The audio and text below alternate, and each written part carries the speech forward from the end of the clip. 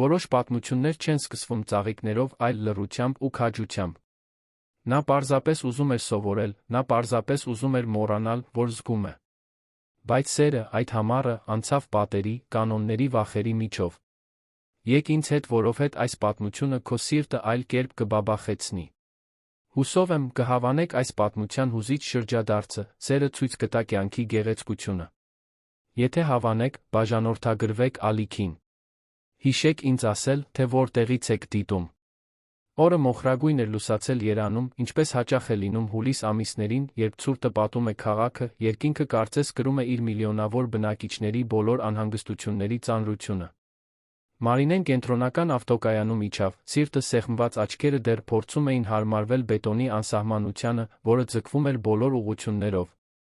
Նա եկել էր Դիլիջանից, Տավուշի մարզում, որտեղ մեծացել էր Սանա լճի անծայրածիր ջրերի իր տատիկի պատմությունների մեջ, որոնք նա պատմում էր շոգ կեսօրներին, նստած պարզ տան փայտե պատշգամբում, որտեղ նրանք ապրում էին։ Այժմ, 23 տարեկանում, նա իր մեջքին կրում էր մաշված ուսապարկ, աչքերում անհնարինը նվաճածի փայլը, կրծքին հույսի ու վախի խառնուրդ, որը միայն նրանք են հասկանում, ովքեր ամեն ինչ թողնում են ետում։ Երանի պետական համալսարանում ստացած կրթաթոշակը ակադեմիական ձեռքբերումից ավելին էր։ Դա մի երազանքի իրականացում էր, որը նույնիսկ ինքը չէր համարձակվում երազել, երբ դեռ աղջիկ էր, ժամեր էր անցկացնում, դիտելով գետերի ափերին աճող բույսերը, դասակարգելով տերները, նկարելով տեսակներ հին տետրում, որը ստացել էր բնագիտության ուսուցչուհուց։ Նրա տատիկը, տիկին Լուսինեն, միակ ընտանիքն էր, որին նա իսկապես ճանաչել էր։ Ծնողներին կորցրել էր շատ շուտ, մի դժբախտ պատահարում, որը նա նախընտրում էր չհիշել։ Տատիկն էր նրան մեծացրել, ով աշխատում էր որպես խոհարար գետի ափին գտնվող հյուրանոցում, որպեսզի համոզվեր, որ թորնուհին տետրեր, մատիտներ, ամենակարևորը վստահություն ունենա, որ կրթությունը միակ ժառանգությունն է, որը ոչ ոք չի կարող խլել նրանից։ Երբ տիկին Լուսինեն հեռացավ նախորդ տարի, Մարինեն զգաց, կարծես հողը բացվել էր իր ոտքերի տակ։ Բայց նույնիսկ ցավի մեջ, նա խոստացավ տատիկին, որ կպատվի յուրաքանչյուր զոհաբերություն, յուրաքանչյուր արթուն լուսաբաց, յուրաքանչյուր լրացուցիչ պատրաստված ուտեստ, երկուսի ապրուստը ապահովելու համար։ Եվ հենց դա բերեց նրան Երան։ Կենսաբանությունը միշտ եղել է նրա գիրքը, այժմ նա հնարավորություն ուներ շրջակա միջավայրի պահպանություն ուսումնասիրելու երկրի լավագույն համալսարաններից մեկում։ Բայց մեծ քաղաքը մի հրեշ էր, որին նա դեռ չգիտեր, թե ինչպես վարժեցներ։ Առաջին օրերին Մարինեն անթիվ անգամներ մոլորվեց մետրոյում, շփոթեց գծերը, ելքերը ստիպված էր հարցնել շտապող անծանոթներին, ովքեր հազիվ էին նայում իր կողմը։ Վարձակալած սենյակը գտնվում էր Երանի արևմտյան հատվածում գտնվող համատեղ բնակարանում, որը կիսում էր 3 այլ ուսանողուհիների հետ, ովքեր կարծես ապրում էին իրենից բոլորովին տարբեր աշխարհում։ Նրանք խոսում էին երեկույթների, ծանոթությունների հավելվածների, թանկարժեք ռեստորանների միջազգային ճանապարհորդությունների մասին, կարծես դրանք բնական, սովորական բաներ լինեին։ Մարինեն լսում էր ամեն ինչ լուռ, անհրաժեշտության դեպքում ժպտալով, բայց իրեն ավելի ու ավելի օտար էր զգում ուրիշի տարածքում։ Համալսարանը, առնվազն, ապաստան էր։ Այնտեղ մանրադիտակների, գիտական հոդվածների, էկոհամակարգերի շուրջ քննարկումների մեջ Մարինեն որոշակի իմաստ էր գտնում։ Նա հեշտությամբ էր հաղթահարում առարկաները, պրոֆեսորները շուտով նկատեցին, որ այդ լուռ, դանդաղ խոսող ուշադիր հայացքով երիտասարդ կինը ինչ-որ առանձնահատուկ բան ուներ։ Բայց կար մի բյուրոկրատիա, որը պետք էր կատարել։ Բոլոր մարզերից եկած կրթաթոշակառուները պետք է անցնեին ամբողջական բժշկական հետազոտություն, հաստատելու համար, որ նրանք պիտանի են ուսումնական ծրագիրը շարունակելու համար։ Դա արձանագրություն էր, ասացին։ Ոչինչ առանձնահատուկ։ Այսպես, օգոստոսի մի անձրոտ առավոտ Մարինեն հայտնվեց կենտրոնի շրջանում գտնվող մի շքեղ շենքի դիմաց, որտեղ գտնվում էր համալսարանի հետ պայմանագրային բժշկական կենտրոնը։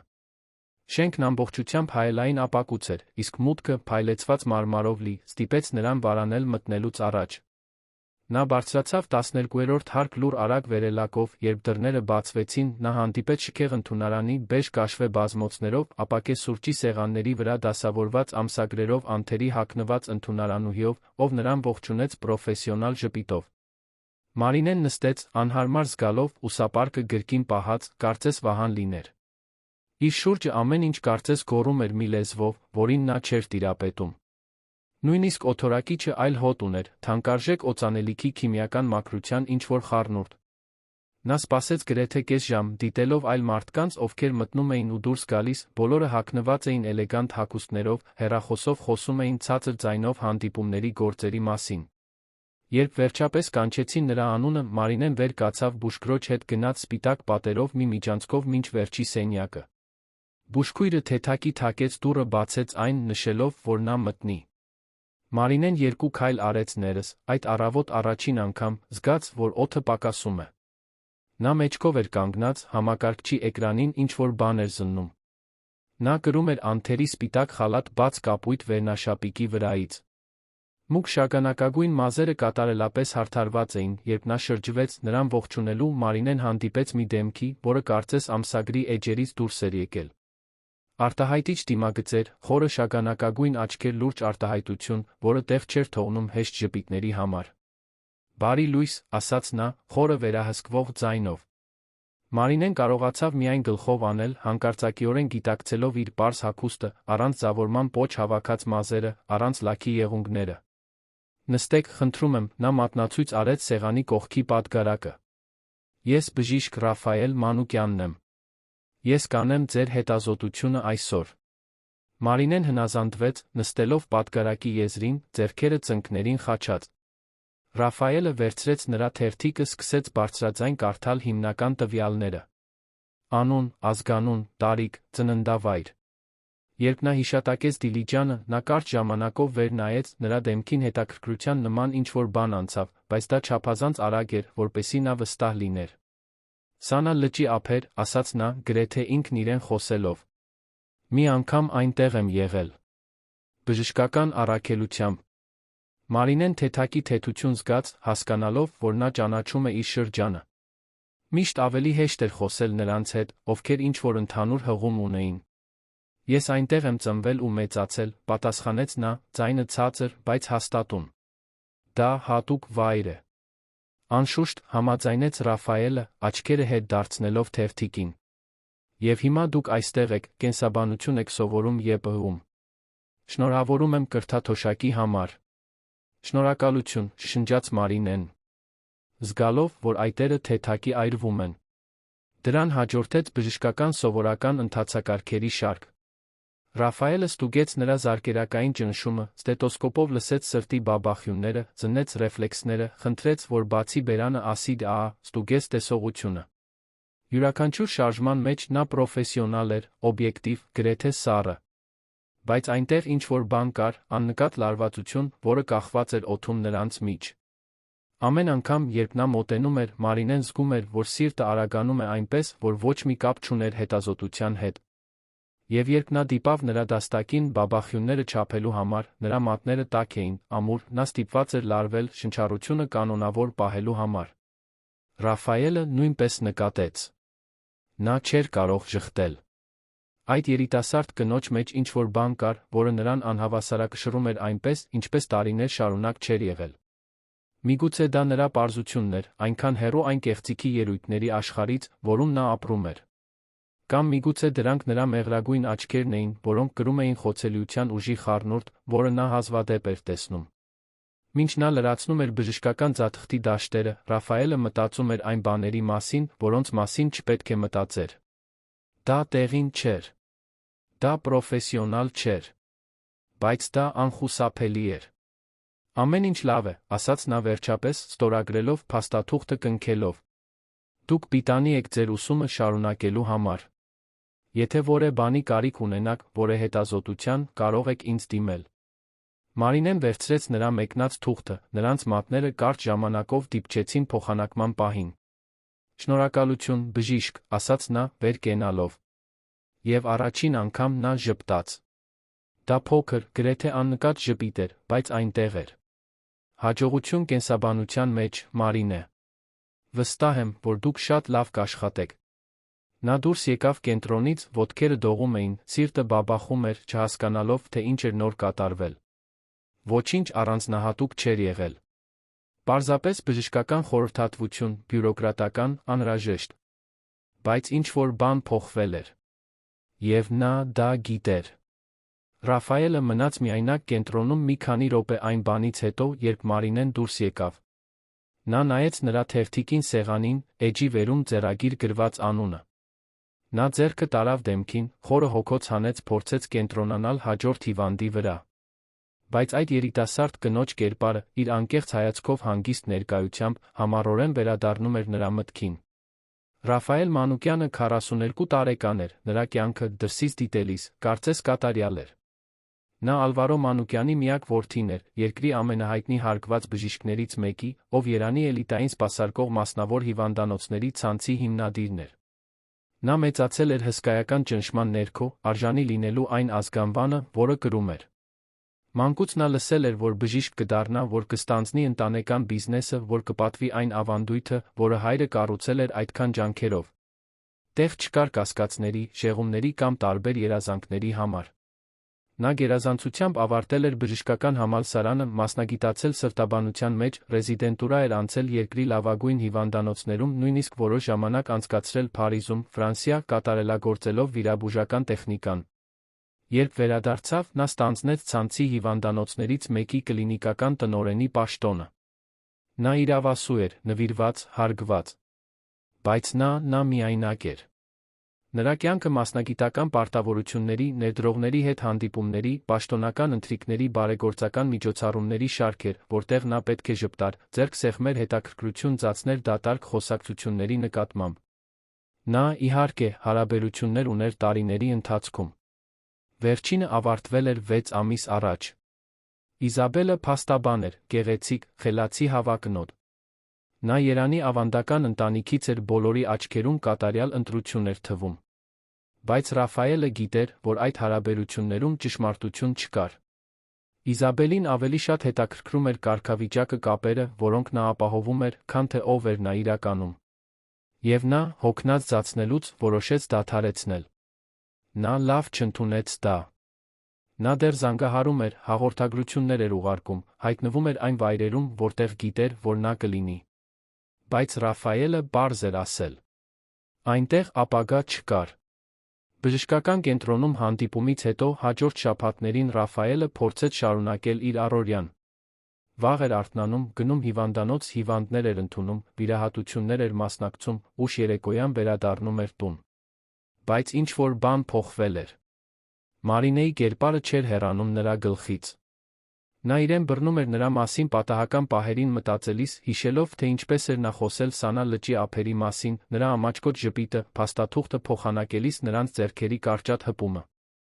Մարինեն, իր հերթին, ամբողջ նվիրումով ընկղմվեց ուսումնասիրությունների մեջ։ Դասերը ինտենսիվ էին, աշխատանքները կուտակվում էին, նա ժամեր էր անցկացնում համալսարանի գրադարանում, լաբորատորիաներում։ Նա որոշ ընկերներ ձեռք բերեց, հատկապես Ջուլիան, մի դասընկերուհի, ով անկաշկանդ ջերմ անձնավորություն ուներ։ Ջուլիան նկատեց, որ Մարինեն տարբերվում էր մյուս ուսանողուհիներից, ավելի զուսպ, ավելի լուրջ, համոզվեց, որ նրան ներառի իր շրջապատում։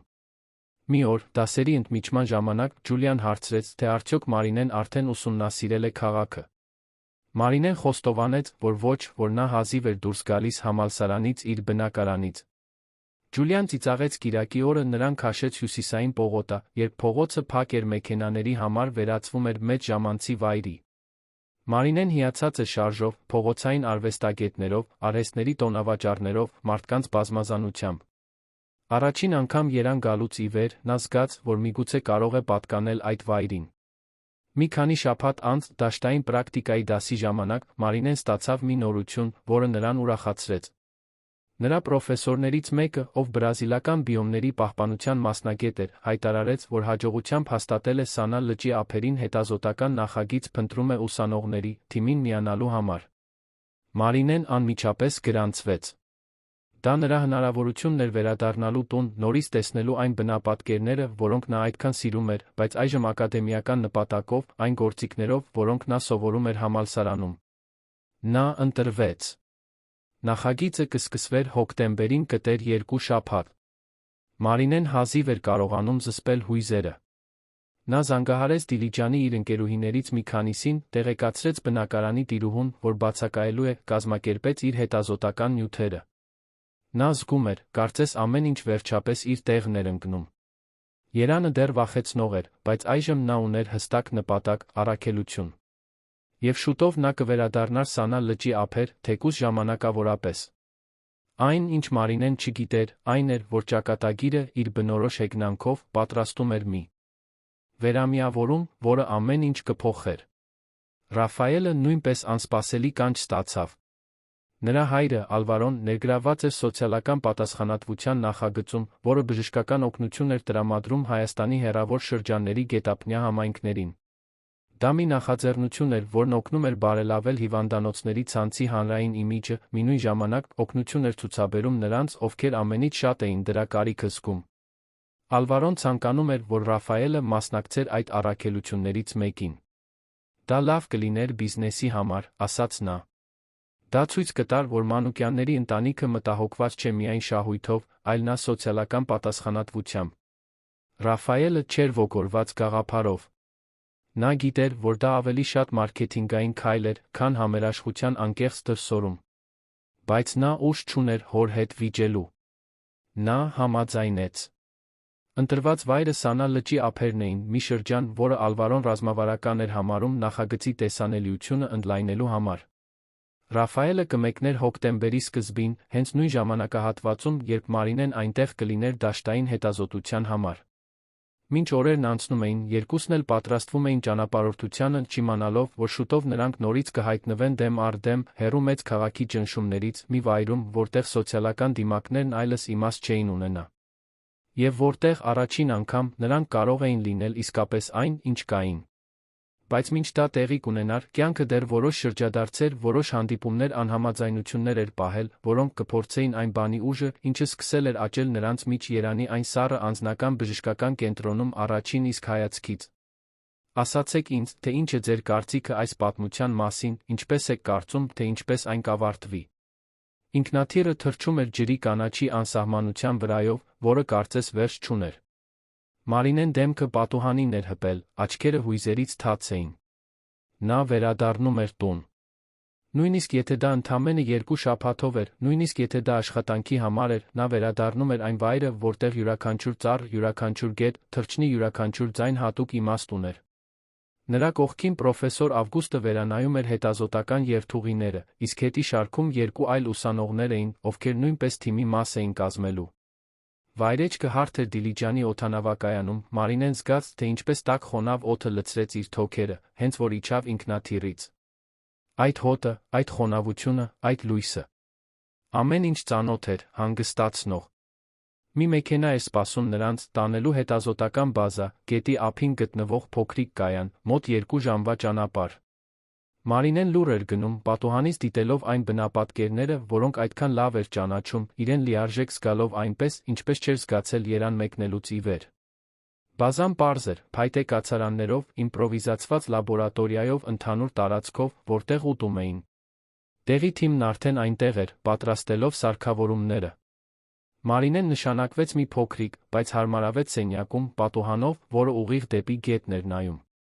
Նա ուսապարկը գցեց անկողնուն, խորը շունչ քաշեց ժպտաց։ Այդ պահին նա վստահ էր, որ այդ 2 շաբաթն անմոռանալի կլինեն։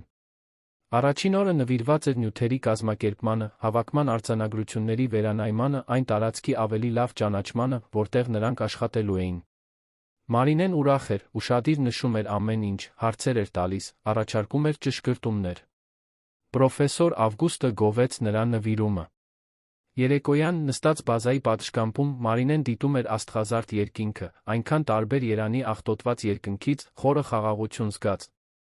Հաջորդ օրը, մինչ նրանք նավակներ էին պատրաստում առաջին հավաքման համար, բազայի աշխատակիցներից մեկը նշեց, որ այդ կեսօրին մեկ այլ թիմ է ժամանելու։ Բժիշկների խումբ, ովքեր բուժսպասարկում կիրականացնեն տարածաշրջանի գետափնյա համայնքներում։ Մարինեն մեծ նշանակություն չտվեց։ Նա կենտրոնացած էր իր հետազոտության, իր նմուշների, իր վերլուծությունների վրա։ Բայց երբ պիկապը կայանեց բազայի դիմաց, դռները բացվեցին, նա զգաց, որ սիրտը սկսեց բաբախել։ Ռաֆայելը մեքենայից իջավ, արային ակնոցով կարճատ վերնաշապիկով, կրելով բժշկական սարքավորումների պայուսակ։ Նրա հետից եկան 2 բուժաշխատող։ Նա խոսում էր վարորդի հետ, հրահանգներ տալով նյութերի բեռնաթափման մասին, երբ նրա հայացքը հանդիպեց Մարինեի հայացքին, ով կանգնած էր պատշգամբում, պլանշետը ձեռքին, աչքերը լայն բացված զարմանքից։ Մի պահ նրանք երկուսն էլ անշարժ մնացին, կարծես ժամանակը սառել էր։ Ռաֆայելը դանդաղ հանեց ակնոցները, կարծես պետք է հաստատեր, որ բաներ չէր տեսնում։ Մարինեն, դեռ ցնցված, չէր կարողանում շարժվել։ Առաջին քայլն արեց նա, քայլելով դեպի նրան, դեմքին մի արտահայտություն, որը խառնում էր զարմանքը մի բան, որը նա չկարողացավ նույնականացնել։ «Մարինե», ասաց նա, ձայնը անհավատալիությամբ լի։ «Դու այստեղ ես»։ Նա վերջապես ձայն գտավ։ «Բժիշկ Ռաֆայել»։ Ես չէի սպասում։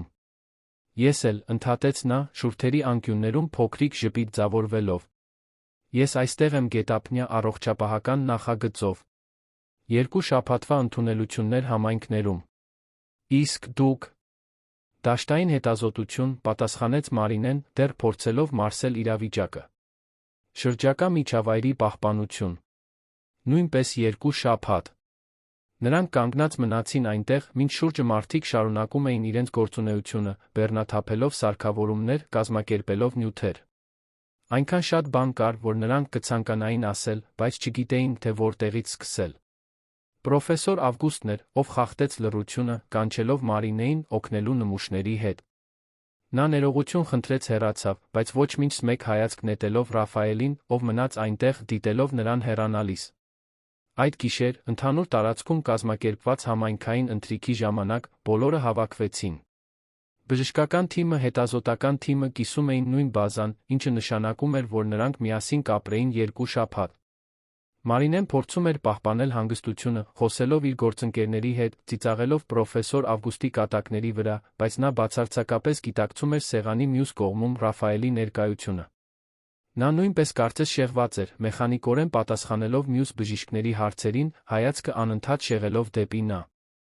Երբ ընթրիքն ավարտվեց, մարդիկ ցրվեցին։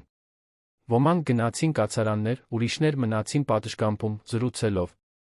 Մարինեն որոշեց քայլել մինչ գետի ափը, նրան օդ էր պետք, տարածք, մտածելու համար։ Լիալուսինը լուսավորում էր ջրերը, ստեղծելով արծաթագույն արտացոլումներ, որոնք պարում էին հոսանքի հետ։ Նա նստեց կոտրված ցողունի վրա, գրկեց ծնկները, փակեց աչքերը, լսելով գիշերային ձայները, որոնք այդքան լավ էր ճանաչում։ «Կարող եմ միանալ քեզ»։ Ռաֆայելի ձայնը ստիպեց նրան արագ բացել աչքերը։ Նա այնտեղ էր, մի քանի քայլ հեռավորության վրա, ձեռքերը գրպաններում, դեմքին վարանող արտահայտություն։ Մարինեն հաստատականորեն գլխով արեց, նա նստեց նրա կողքին, պահպանելով հարգալից հեռավորություն։ Մի քանի րոպե լուռ մնացին, պարզապես դիտելով գետը։ Առաջինը Մարինեն խոսեց. «Երբեք չէի պատկերացնի, որ նորից կհանդիպենք։ Եվ առավելս այստեղ»։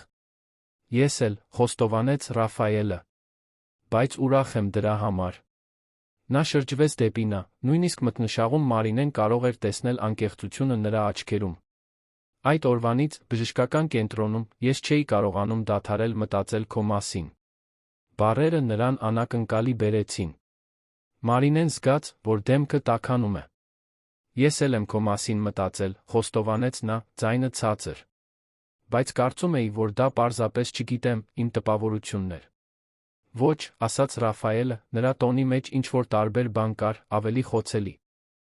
Մարինե, ես գիտեմ, որ սա բարդ է։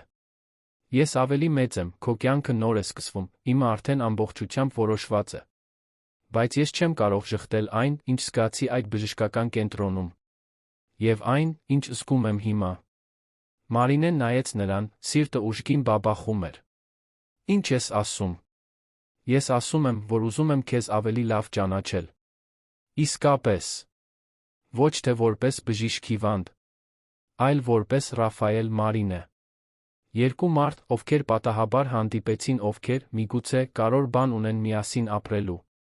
Դա համարձակ, իմպուլսիվ հայտարարություն էր, լիովին դուրս Ռաֆայել Մանուկյանի, բոլորի կողմից ճանաչված սառը պրոֆեսիոնալ բժշկի վարքագծի չափանիշներից։ Բայց այնտեղ, այդ վայրում, հեռու ճնշումներից, ակնկալիքներից, նա իրեն թույլ տվեց անկեղծ լինել։ Եվ Մարինեն, չնայած իր բոլոր վախերին, անվստահություններին, զգաց, որ ինքն էլ է դա ուզում։ Ես էլ եմ ուզում, պատասխանեց նա, կարծես ամբարտակ էր կոտրվել նրանց երկուսի ներսում։ Հաջորդ օրերին Մարինեն Ռաֆայելը ապրեցին մի տեսակ զուգահեռ իրականությունում։ Ցերեկը յուրաքանչյուրն իր պարտականություններով էր զբաղված։ Մարինեն նմուշներ էր հավաքում, տվյալներ էր վերլուծում, մասնակցում էր պրոֆեսորի գործընկերների հետ հանդիպումներին։ Ռաֆայելը հիվանդներ էր ընդունում համայնքներում, հետազոտություններ էր անցկացնում, բուժումներ էր նշանակում։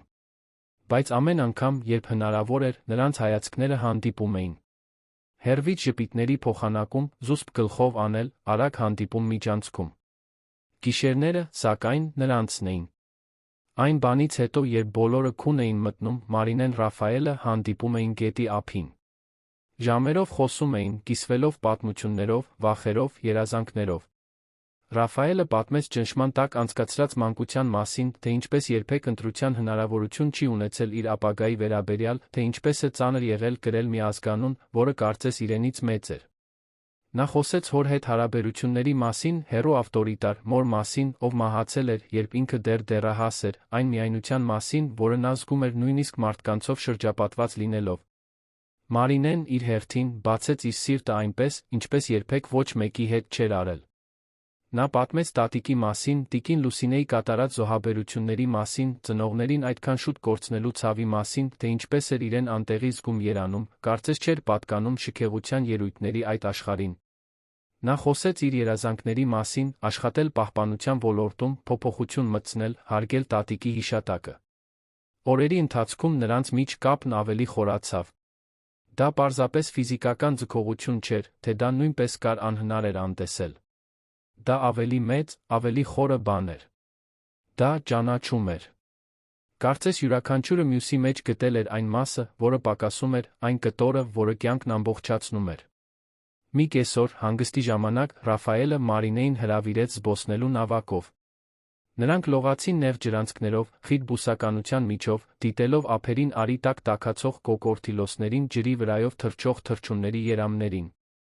Նրանք կանգ առան մի բացատում, որտեղ գետը լայնանում էր ձավորում մի տեսակ բնական լիճ։ Ռաֆայելը խարիսխ գցեց նավակը, նստեց Մարինեի կողքին, ոտքերը ջրի վրա ճոճելով։ Գիտես, ես ինչ նկատեցի, ասաց նա, աչքերը հորիզոնին հառած։ Այստեղ ես կարող եմ շնչել։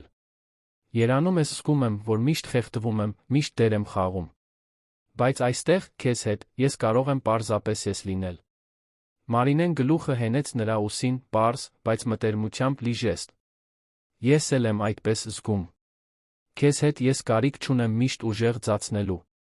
Ես կարող եմ լինել փխրուն, կարող եմ կասկածներ ունենալ, կարող եմ պարզապես մարդ լինել։ Ռաֆայելը ձեռքը դրեց նրա ուսերին, նրանք այդպես մնացին, լուռ, պարզապես զգալով միմյանց ներկայությունը, արի ջերմությունը մաշկի վրա, ջրի նուրբ ճոճումը։ Երբ նա շրջվեց, նրան նայելու, Մարինեն արդեն գիտեր, թե ինչ էր լինելու հաջորդը։ Համբույրն անխուսափելի էր, բնական, կարծես նրանց մարմիններն արդեն վաղուց գիտեին դա։ Սկզբում նուրբ էր, հետազոտական, բայց շուտով ուժեղացավ, լի ամբողջ կուտակված լարվածությամբ, առաջին հանդիպումից ի վեր։ Երբ նրանք բաժանվեցին, երկուսն էլ շնչահեղձ էին։ Ռաֆայելը մատների ետնամասով դիպավ Մարինեի դեմքին, անսահման քնքշության ժեստով։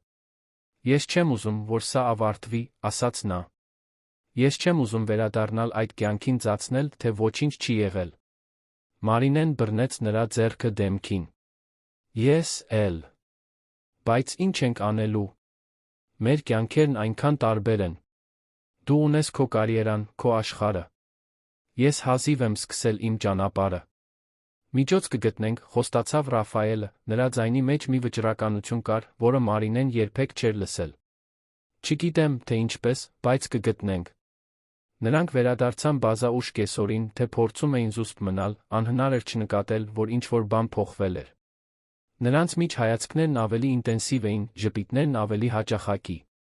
Մարինեի որոշ գործընկերներ սկսեցին կատակել, բայց ոչ չարամիտ։ Ջուլիան, ով մի քանի օրով եկել էր նրան այցելելու բազա, անմիջապես նկատեց Մարինեին, քաշեց մի անկյուն։ Դու սիրահարված ես, հաստատեց Ջուլիան, դեմքին չարաճճի ժպիտով։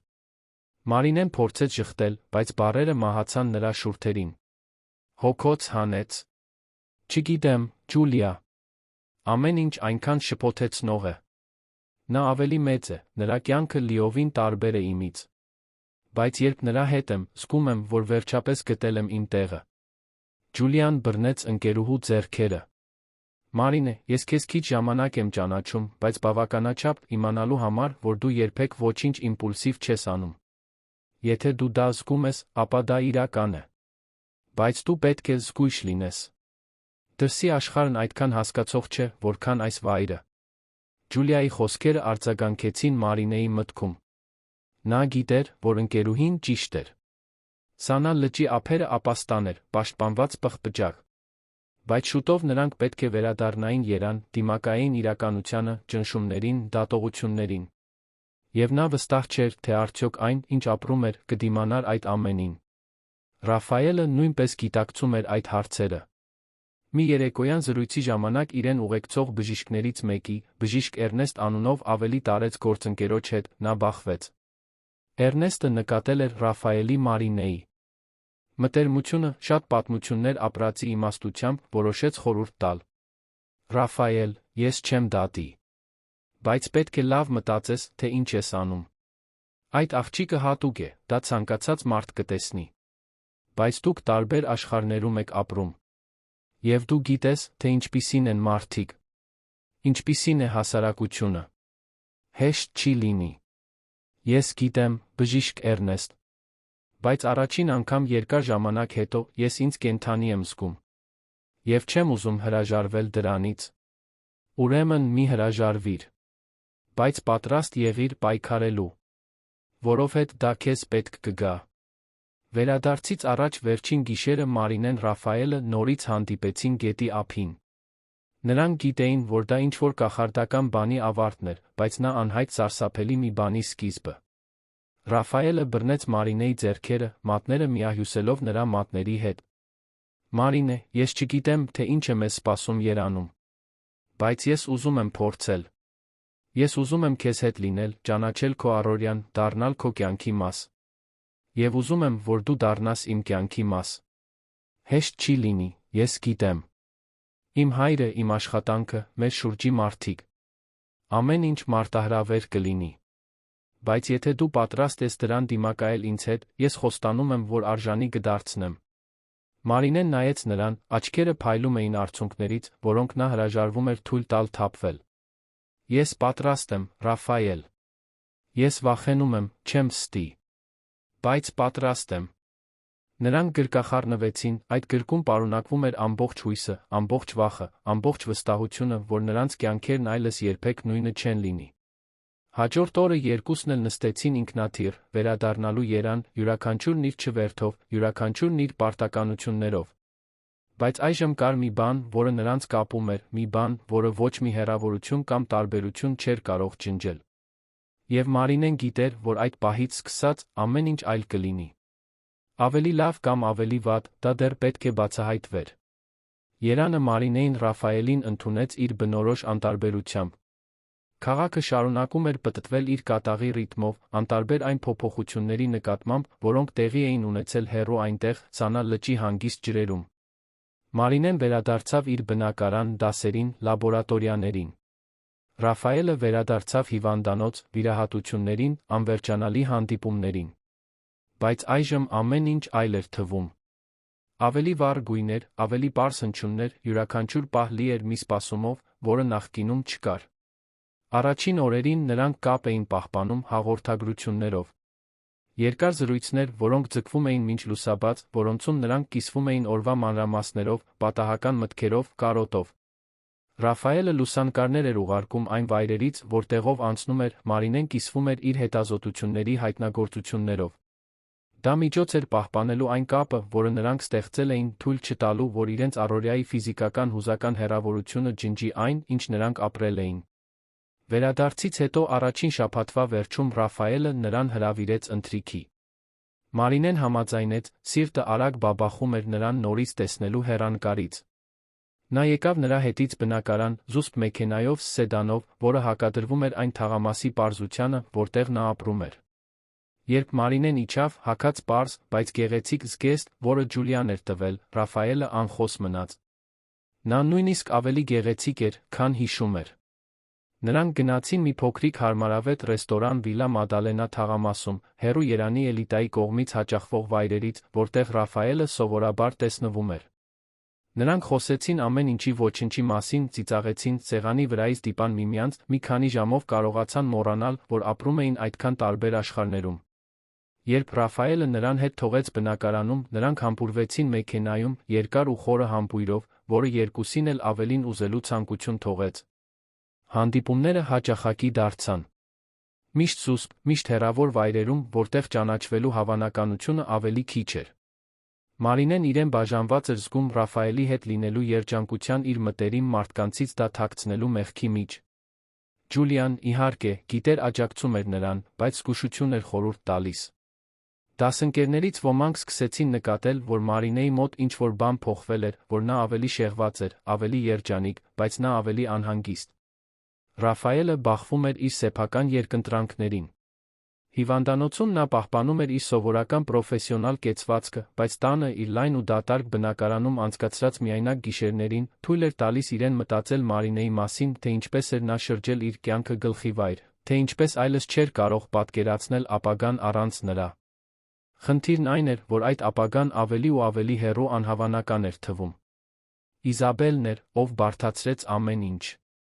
Նա երբեք իսկապես չէր ընդունել բաժանումը, երբ սկսեց նկատել, որ Ռաֆայելը տարբեր է, ավելի հեռու, ավելի խուսափողական, նրա հետաքրքրասիրությունը վերածվեց մոլուցքի։ Իզաբելը կապեր ուներ ամբողջ քաղաքում, ճանաչում էր մարդկանց, մուտք ուներ տեղեկատվության։ Եվ նա որոշեց պարզել, թե ինչ էր կատարվում։ Ուրբաթ երեկոյան Մարինեն Ռաֆայելը պայմանավորվել էին հանդիպել կենտրոնի մի հատվածում գտնվող սրճարանում։ Դա զուսպ վայր էր, քիչ հաճախվող էլիտայի կողմից, կատարյալ նրանց համար։ Նրանք նստած էին անկյունի սեղանի մոտ, ցածր խոսելով, ձեռքերը սեղանի վրա միահյուսված, երբ Ռաֆայելը տարօրինակ շարժում նկատեց։ Մի բռնկում։ Նրա սիրտը սառեց։ Նա արագ շրջվեց, տեսավ մի մարդու պրոֆեսիոնալ տեսախցիկով, ակնհայտորեն լուսանկարիչ։ Մարդը փախավ, մինչ Ռաֆայելը կկարողանար արձագանքել։ Մարինեն նկատեց նրա դեմքի արտահայտության փոփոխությունը։ Ինչ եղավ։ Ռաֆայելը ձեռքը տարավ դեմքին, խուճապը սկսում էր պատել նրան։ Կարծում եմ, մեզ լուսանկարեցին։ Մարինեն գունատվեց։ Ինչպես։ Մեկը կար տեսախցիկով։ Նա մեզ տեսավ միասին։ Երկուսն էլ մի քանի վայրկյան լուռ մնացին, մարսելով, թե դա ինչ կարող էր նշանակել։ Ռաֆայելը գիտեր մի վստահությամբ, որը նրան սրտխառնոց էր առաջացնում, որ դա պատահականություն չէր։ Մեկը նրան հետել էր տվել։ Եվ կար միայն մեկ մարդ, ով դրա համար դրդապատճառ կունենար։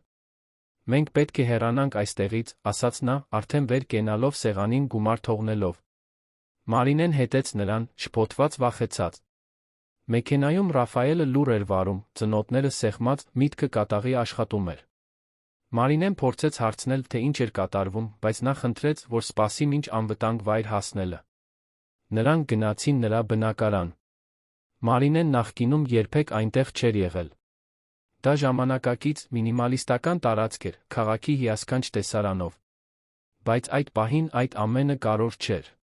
Ռաֆայելը ջուր լցրեց երկուսի համար, վերջապես բացատրեց։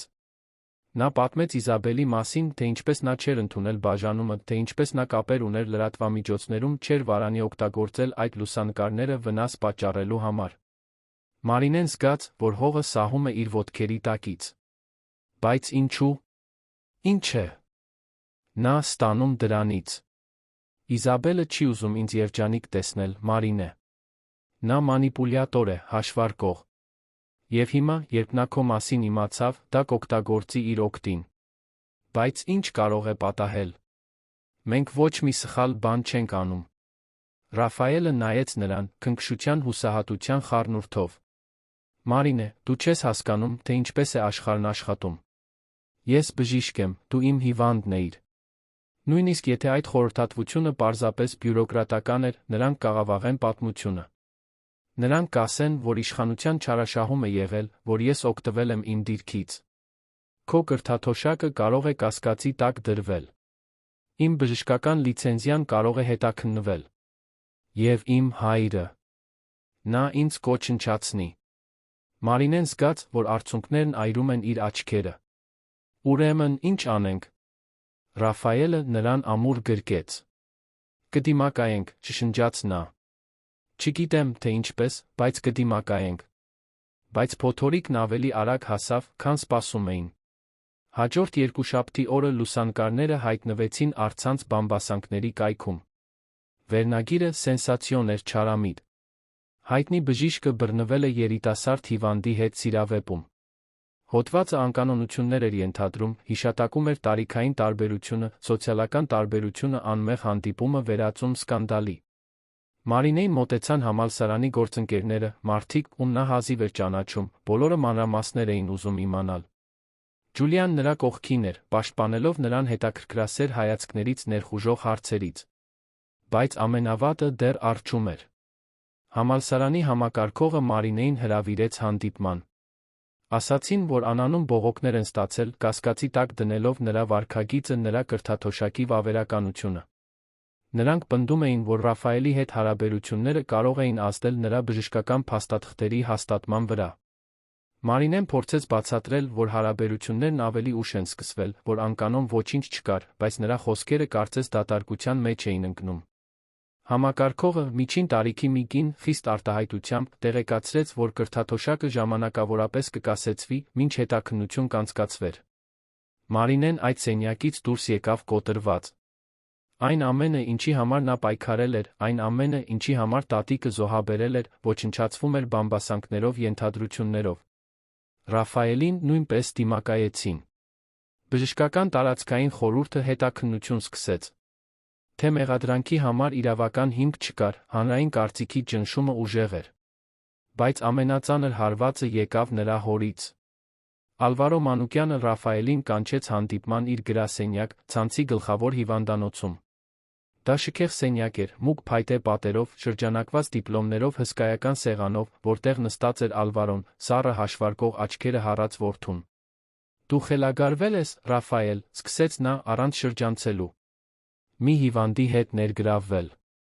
Մի կրթաթոշակառու ուսանողուհի, առանց խոստումնալից ապագայի։ Դու ոչնչացնում ես այն ամենը, ինչ ես կառուցել եմ։ Ռաֆայելը ձայնը հաստատուն պահեց։ Նա այլս իմ հիվանդը չէ, հայր։ Եվ նա ավելի շատ բնավորություն խելք ունի, քան այն մարդկանց մեծ մասը, ում դուք համարում եք ինձ համար հարմար։ Ալվարոն ձեռքը խփեց սեղանին։ Ինձ չի հետաքրքրում նրա բնավորությունը։ Ինձ հետաքրքրում է այս ընտանիքի հեղինակությունը, հիվանդանոցները, ժառանգությունը, որը ես տասնամյակներ շարունակ կառուցել եմ։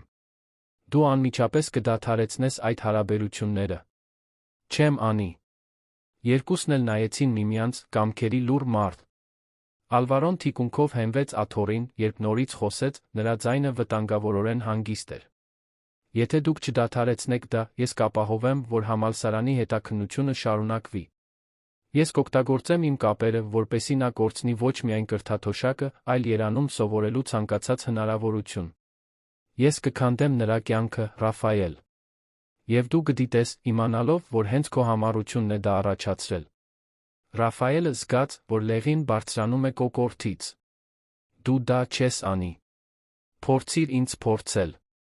Ռաֆայելը այդ գրասենյակից դուրս եկավ կոտրված։ Նա գիտեր, որ հայրը չէր կեղծում։ Ալվարո Մանուկյանը հզոր, կապեր ունեցող մարդ էր, ունակ անելու հենց այն, ինչ խոստանում էր։ Եվ Ռաֆայելը չէր կարող թույլ տալ, որ Մարինեն վճարի իր հետ լինելու համար։ Այդ գիշեր նա կայացրեց իր կյանքի ամենադժվար որոշումը։ Նա զանգահարեց Մարինեին, խնդրեց հանդիպել։ Նա եկավ նրա բնակարան, աչքերը այտուցված այդքան լացելուց, բայց դեռ փորձում էր հանգստություն պահպանել։ Ռաֆայելը նրան գրկեց, բայց կարճ էր։ Նա պետք է դա արագ աներ, մինչ որ չկորցներ քաջությունը։ Մարինե, ես պետք է հեռանամ քեզանից։ Նա հետ քաշվեց, կարծես ապտակ ստացած լիներ։ Ինչ։ Հայրս ինձ վերջնագիր տվեց։ Եթե մենք շարունակենք միասին լինել, նա կապահովի, որ դու ամեն ինչ կորցնես։ Քո կրթաթոշակը, քո կարիերան, քո ապագան։ Ես չեմ կարող թույլ տալ, որ դա տեղի ունենա։ Մարինեն գլխով արեց, արցունքները սկսեցին թափվել։ Ոչ։ Ռաֆայել, ոչ։ Մենք դրան միասին կդիմակայենք։ Չկա դիմակայելու ճանապարհ։ Նա չափազանց շատ ուժ ունի։ Եվ ես թույլ չեմ տա, որ քո կյանքը ոչնչանա իմ պատճառով։ Բայց ինչ կլինի մեզ։ Իսկ այն ամենը, ինչ մենք ապրեցինք։ Ռաֆայելը հայացքը շեղեց, անկարող նրան նայելու։ Միգուցե դա պարզապես պատրանք էր, Մարինե։ Երկու աշխարհ, որոնք երբեք չպետք է հատվեին։ Բառերը դանակի պես խրվեցին նրա սրտին։ Մարինեն զսպեց հեկեկոցը, զայրույթով սրբեց արցունքները, նայեց նրան, ցավի հիասթափության խառնուրդով։ «Դու վախկոտ ես», ասաց նա, ձայնը դողդոջուն, բայց հաստատուն։ «Դու հանձնվում ես, որովհետ ավելի հեշտ է։ Որովհետ միշտ ավելի հեշտ է եղել հնազանդվել հորդ, քան պայքարել այն բանի համար, ինչ ուզում ես։ Այդպես չէ։ Այո, այդպես է։ Եվ գիտես, թե ինչն է ավելի վատ։ Ես հավատացի քեզ։ Հավատացի, որ մենք բավականաչափ ուժեղ ենք։ Բայց դու պարզապես մեկ հարուստ տղամարդ ես, ով խաղում է ուրիշների զգացմունքների հետ, որովհետ գիտի, որ երբեք իրական հետանքների չի բախվելու»։ Մարինեն դուռը շրխկացնելով դուրս եկավ, իսկ Ռաֆայելը մնաց միայնակ իր դատարկ բնակարանում, լռությունը ծանրացած նրա վրա, որպես դատավճիռ։ Նա դա արել էր նրան պաշտպանելու համար, բայց գիտեր, որ այդպես էլ ոչնչացրել էր նրան։ Եվ նա իրեն։ Հաջորդ շաբաթներին Ռաֆայելը վերադարձավ իր առօրյային, որպես ավտոմատ։ Հիվանդներ էր ընդունում, վիրահատություններ էր մասնակցում, հանդիպումների էր ներկա գտնվում։ Բայց ներսից մեռած էր։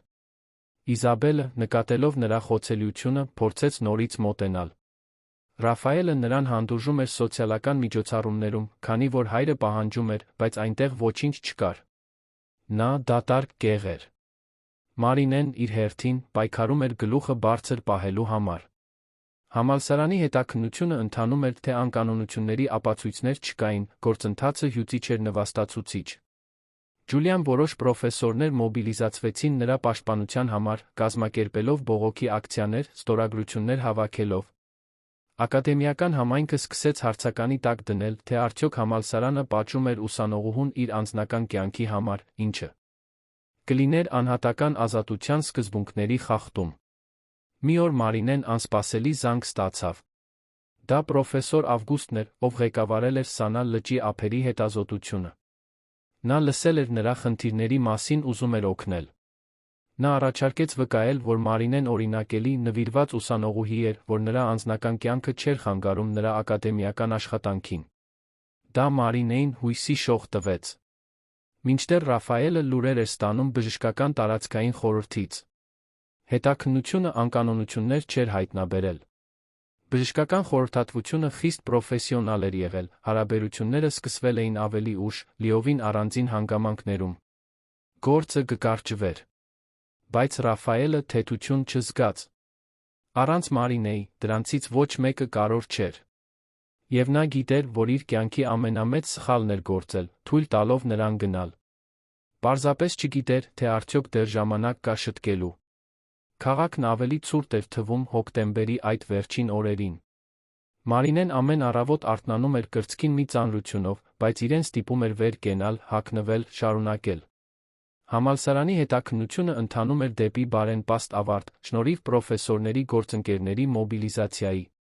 Պրոֆեսոր Ավգուստը կտրուկ էր պաշտպանել նրան, ներկայացնելով օրինակելի կատարողականի հաշվետվություններ, առաջարկությունների նամակներ պնդելով, որ ուսանողի անձնական կյանքը չպետք է օգտագործվի որպես նրա ակադեմիական արժանինքները գնահատելու չափանիշ։ Բայց նույնիսկ իր կրթաթոշակը վերականգնելու հեռանկարով Մարինեն մի դատարկություն էր զգում, որը չէր կարող լրացնել։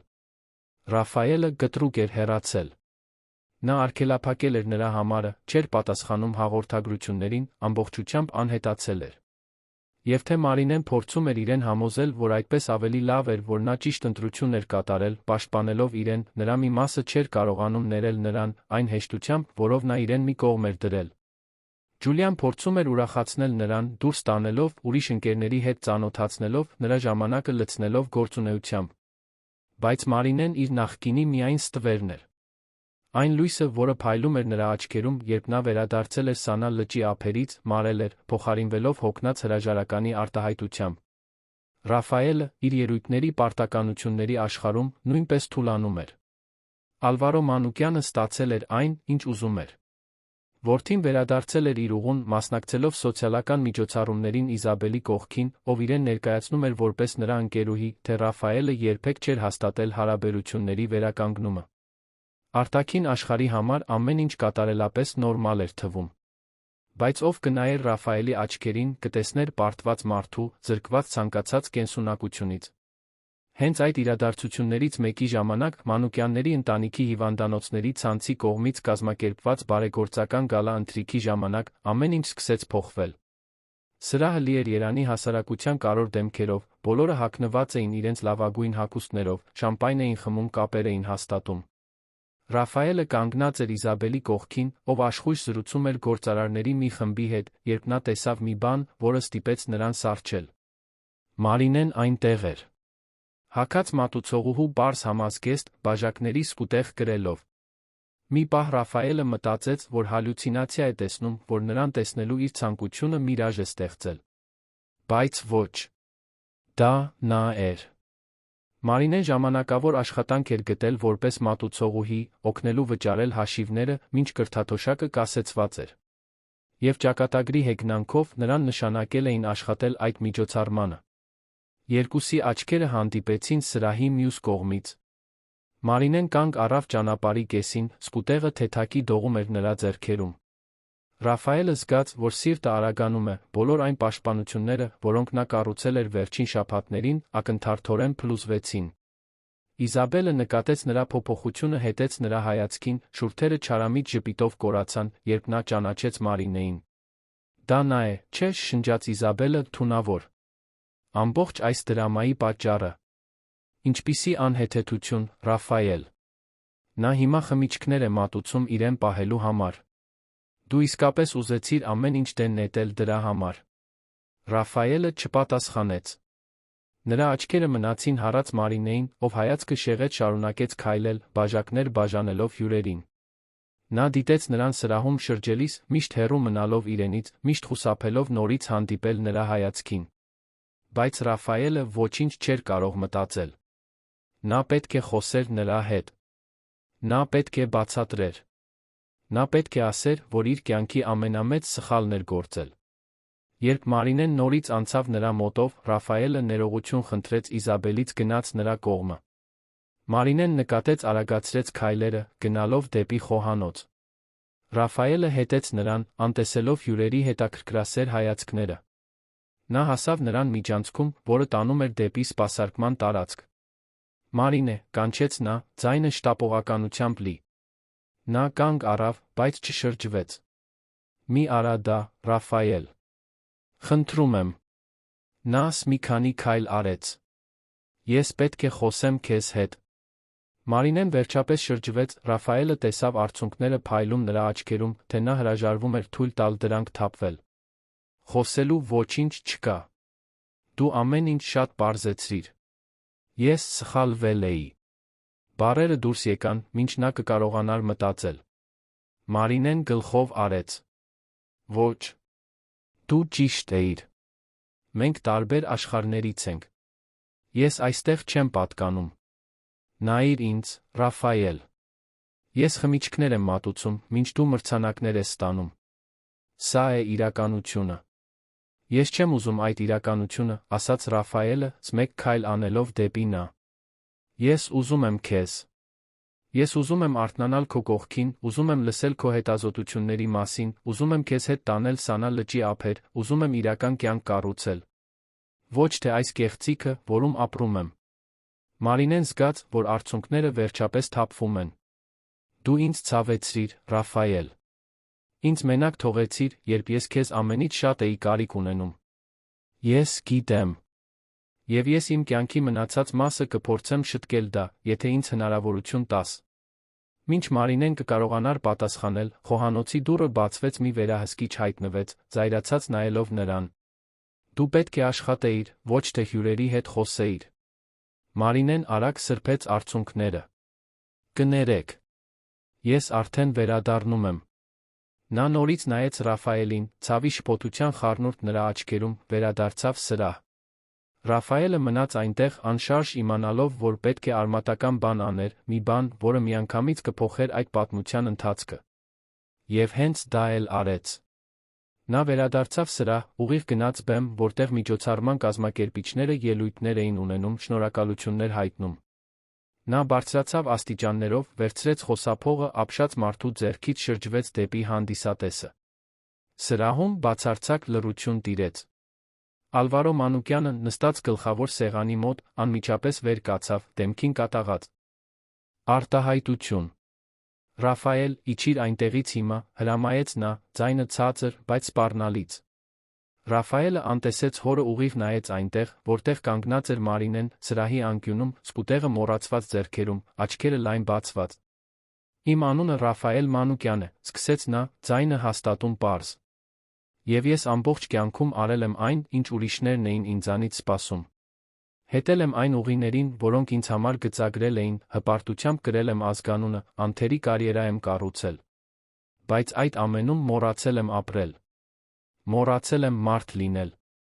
Մինչ որ հանդիպեցի մի երիտասարդ կնոջ Դիլիջանից, ով ինձ ցույց տվեց, թե ինչն է իսկապես կարոր։ Շշուկներ սկսեցին տարածվել սրահում։ Իզաբելը, մի քանի մետր հեռավորության վրա, գունատ էր զայրույթից։ Ալվարոն մոտենում էր բեմին, բայց Ռաֆայելը շարունակում էր խոսել։ Վերջին շաբաթներին ես թույլ տվեցի վախին ճնշմանը ինձ վերահսկել։ Ես հեռացրի այն մարդուն, ում սիրում եմ, որովհետև կարծում էի, որ նրան պաշտպանում եմ։ Բայց ես պարզապես վախկոտ էի։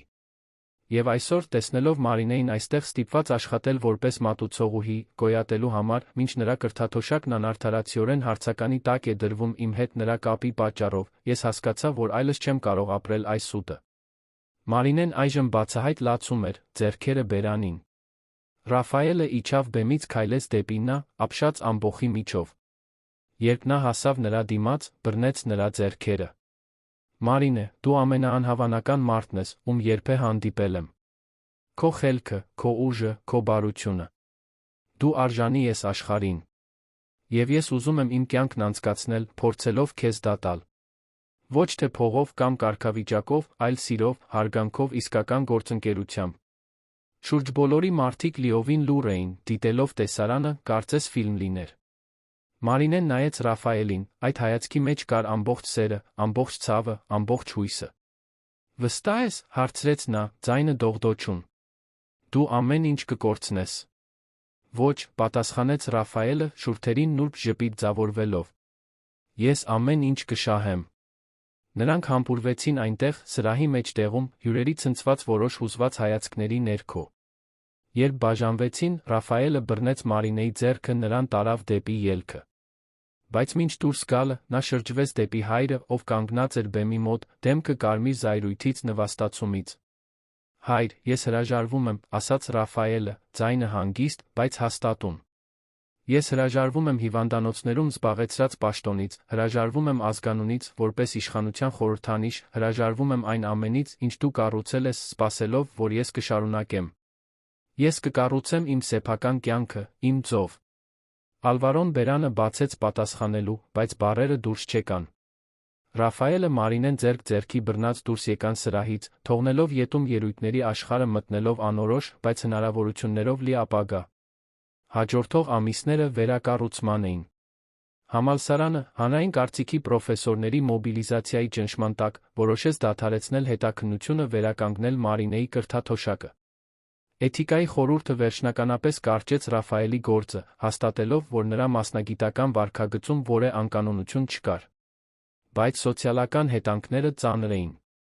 Ալվարո Մանուկյանը ամբողջությամբ կտրեց Ռաֆայելին իր կյանքից, իր բիզնեսից։